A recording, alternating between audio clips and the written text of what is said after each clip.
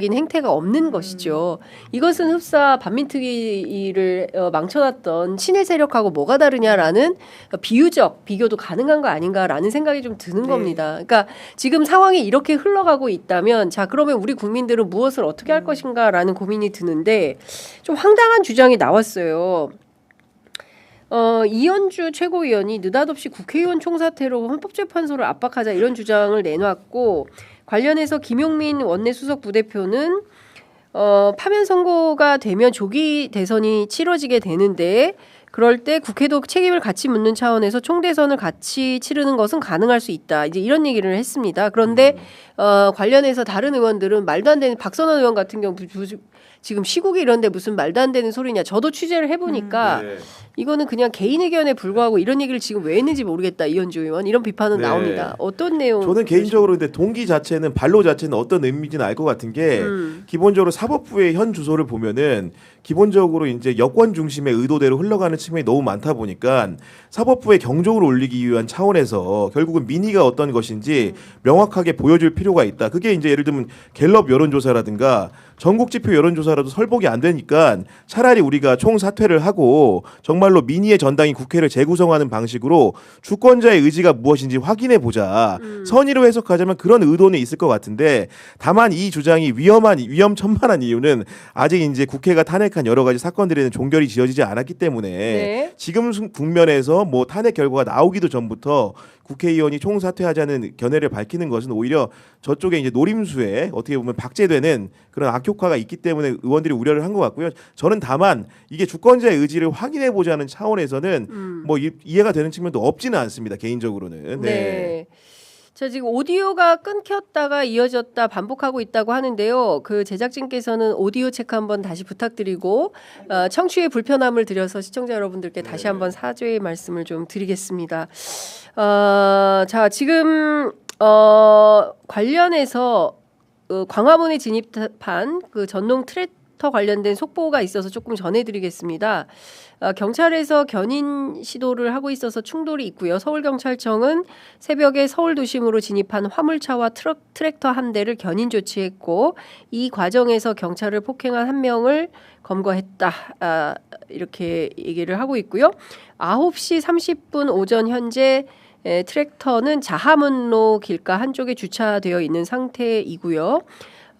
경찰의 이 같은 조치에 반발하고 있는 시민들과 경찰이 현재 대치 중이라고 합니다. 남태령에서 밤새 이어졌던 전농 집회는 오늘 오전 중에 해산했고 관련 인원들이 광화문으로 집결해서 지금 집회를 계속 이어가고 있다라는 말씀 전해드립니다. 지금 22분 지나고 있고요. 자, 이것 좀 여쭤보도록 하겠습니다.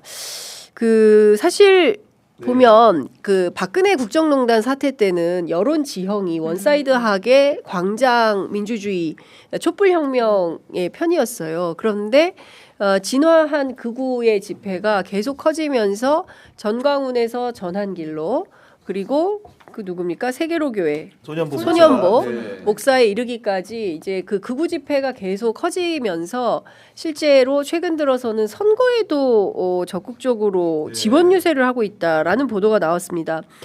다음 주 수요일 4월 2일에 재보궐 선거가 있는데요. 부산교육감 선거에 출마한 정승윤 후보 국민권익위원회 부위원장 출신이죠. 어제 저희가 이게 성토를 했었는데 명품백 사건 관련해서 그렇습니다. 권익위 국장의 사망 사건이 있지 않았습니까? 사실 그 부분에 있어서 굉장히 큰 비판을 받으셨던 분입니다. 맞습니다. 물론 뭐 관련한 의혹들이 완벽하게 밝혀진 건 아니지만 도의적인 윤리적인 비판은 피하기 어려운 지점들이 있거든요. 근데 어떻게 교육감 선거에 나올까요? 교육감 선거를 두고도 늘 이렇게 언론에서 비평을 하는 게 그 정치적인 중립 관련된 문제들을 굉장히 강조하면서 정당 기호를 달고 나오는 게 아니지 않습니까? 어떻게 보면 교육을 대변하는 자리이기 때문에 정치와는 어떻게 보면 떨어져 있는 사람들이 나와야 되는데 이분은 대놓고 지금 선거 운동 자체를 정치화시켜서 하고 있습니다. 일단은 본인 이름을 이제 따가지고 그 캠페인을 하고 있는데 정승윤 아닙니까?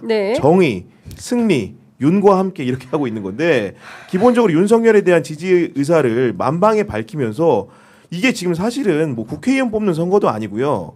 교육감 선거입니다. 그렇죠. 우리 어떻게 보면은 우리 중고등학생들, 초등학생들의 교육의 미래를 결정하는 문제인데 이런 자리를 정치판화 시키면서 지금 보수 후보를 정하는 문제의 가를 가지고도 이런 부분들의 갈등의 도화선이 되고 있는 것으로 알고 있거든요. 네. 게다가 이런 주의 주장을 할 때는 정말 겁도 없다고 느끼는 게 윤석열 대통령이 탄핵 상황인데다가 심지어는 김건희 여사의 명품백 사건에 대해서는 많은 국민들이 의구심을 갖고 있는 상황입니다.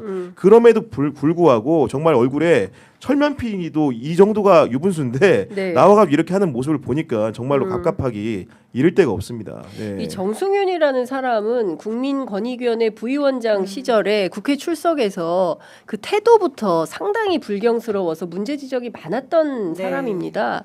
그러니까 교육적으로 보기에도 참 왜 이런 후보를 내세웠을까라는 생각이 좀 들기도 하는데 여하튼 이제 정승윤 후보의 문제점과 관련해서는 앞서 이제 김은지 기자님께서 정리해 주신 대로 김건희 씨의 명품백 사건 때 이 조사 자체를 국민권익위원회 차원에서 조사를 막거나 네. 했던 행위 때문에 내부에서도 그 권익위 직원들과도 상당한 충돌이 있었던 걸로 이제 언론 보도로 상당히 많이 확인이 되었던 이런 상황입니다.